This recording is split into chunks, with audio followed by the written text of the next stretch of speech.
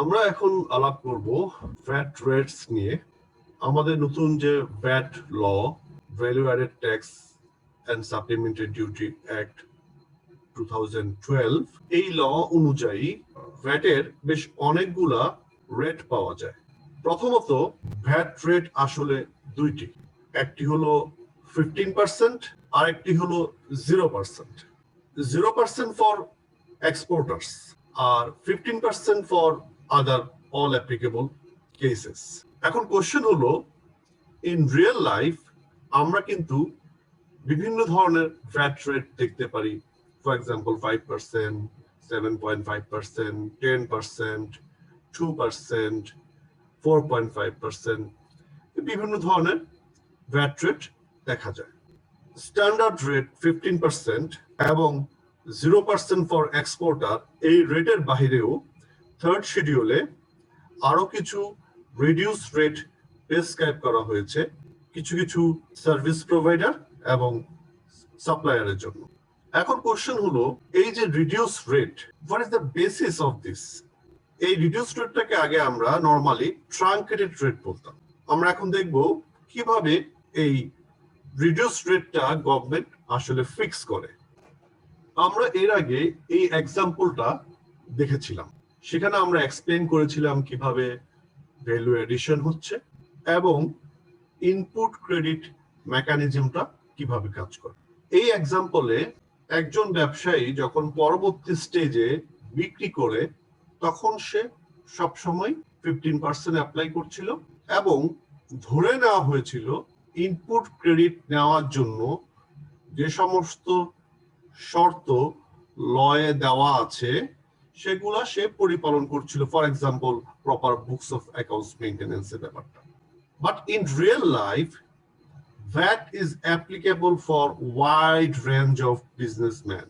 এখন দেখা গেল সব বিজনেসম্যান বা সব বিজনেস এন্টিটির আসলে এই ভ্যাট সম্পর্কে যে বিশদ ধারণা সেটা নাই।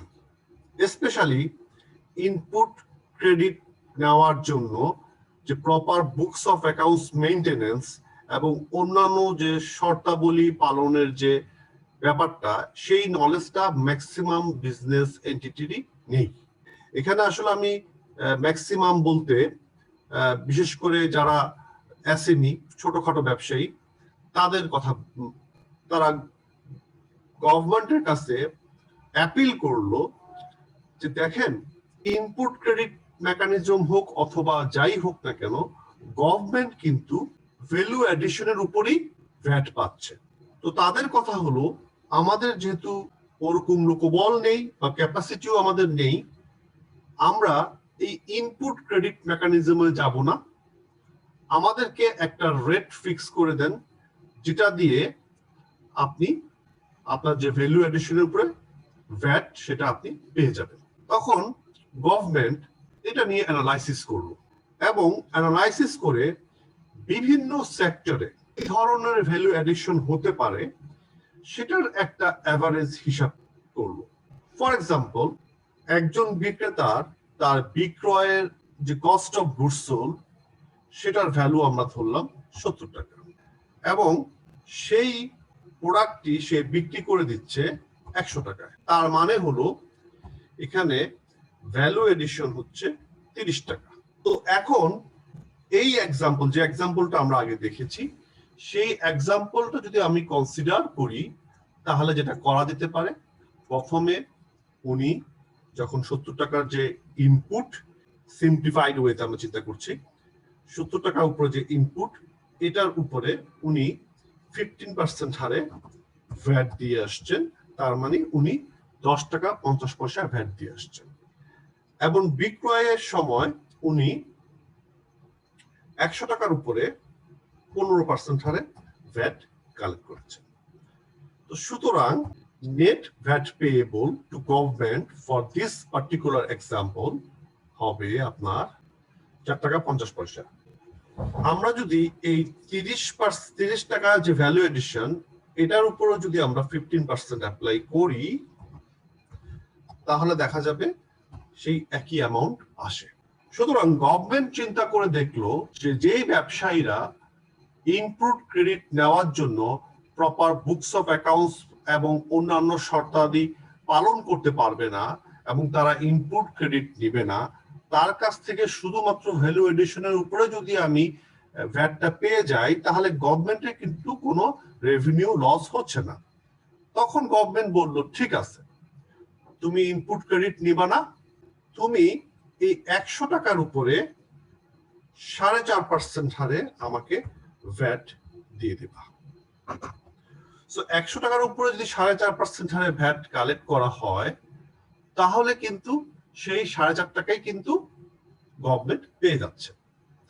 তার মানে হলো ইনপুট ক্রেডিট মেকানিজম দিয়েও যদি ব্যবসায়ী যায়, তাহলেও গভর্নমেন্ট 4.5 টাকা পাচ্ছে, আর যদি এই রিডিউস রেট দিয়েও যায়, তাহলে গভর্নমেন্ট কিন্তু তার যে টাকাটা পাওয়ার কথা সেটা গভর্নমেন্ট পেয়ে যাচ্ছে। এই যে কনসেপ্ট, এই কনসেপ্টের উপরে বেসিস করেই গভর্নমেন্ট রিডিউস রেট অ্যালাউ করেছে। তার মানে হলো বিভিন্ন সেক্টরে গভর্নমেন্ট অ্যানালাইসিস করে দেখেছে কোন সেক্টরে আসলে কেমন ভ্যালু এডিশন হতে পারে অন অ্যান অ্যাভারেজ, সেটার উপরে বেসিস করে এই ক্যালকুলেশনের মাধ্যমে তারা রিডিউস রেট প্রেসক্রাইব করেছে।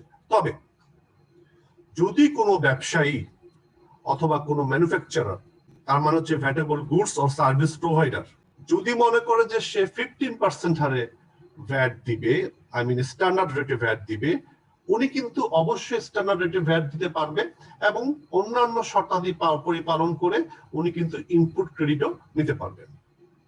তবে যদি কেউ মনে করে যে ইনপুট ক্রেডিট নেওয়ার জন্য যে পরিমাণ বুকস অফ অ্যাকাউন্টস আমাকে মেনটেন করতে হবে এবং অন্যান্য শর্তাদি পালন করতে হবে, সেটা করার মতো ক্যাপাসিটি আমার নেই, তখন সে চুজ করতে পারে রিডিউস রেট, যেটা তার জন্য অ্যাপ্লিকেবল। তবে সেক্ষেত্রে শর্ত হচ্ছে যে সে ইনপুটের উপর যে ভ্যাট দিয়েছে সেটা সে ক্রেডিট নিতে পারবে না।